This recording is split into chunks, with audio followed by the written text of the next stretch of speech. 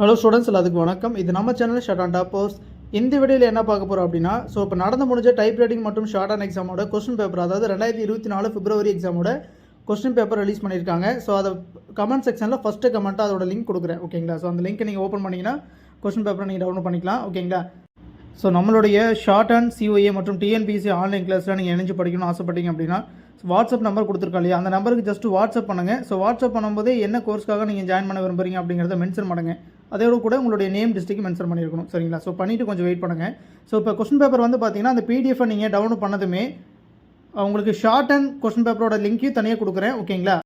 So அதுக்கு அடுத்து type writing question paper தென் accountancy question பேப்பரும் ஒரே லிங்க்கில் இருக்க மாதிரி உங்களுக்கு பிடிஎஃப்ல இருக்க மாதிரி லிங்க் கொடுத்துட்றேன், ஓகேங்களா? ஸோ நீங்கள் ரெண்டுமே டவுன்லோட் பண்ணிக்கலாம். ஷார்ட் அண்ட் மட்டும் தனியாக பார்க்கணும் அப்படின்னா, ஏன்னா பிடிஎஃப் வந்து உங்களுக்கு ஒரே இதாக தான் விட்டுருப்பாங்க, சரிங்களா? ஒரே பிடிஎஃப் தான் விட்டுருப்பாங்க. ஃபஸ்ட் அக்கௌண்டன்சி வரும், அப்புறம் ஷார்ட் அண்ட் வரும், தென் அதுக்கப்புறம் டைப் ரைட்டிங் கொஸ்டின் பேப்பர்ஸ்லாம் இருக்கும். ஸோ இதில் ஷார்ட் அண்ட் மட்டும் ஃபஸ்ட்டு தனியாக செப்பரேட்டாக பிரித்து உங்களுக்கு பிடிஎஃபாக கன்வெர்ட் பண்ணி கொடுத்துருப்பேன், ஓகேங்களா? அதை மட்டும் டவுன்லோட் பண்ணிங்கன்னா நீங்கள் ஷார்ட் அண்ட் கொஸ்டின் பேப்பர் மட்டும் பண்ணிக்கலாம்.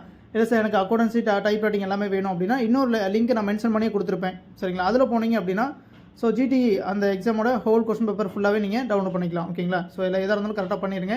ஏதாவது டவுட் இருக்குது அப்படின்னா கமெண்ட் செக்ஷனில் நீங்கள் கேட்கலாம், சரிங்களா? நன்றி.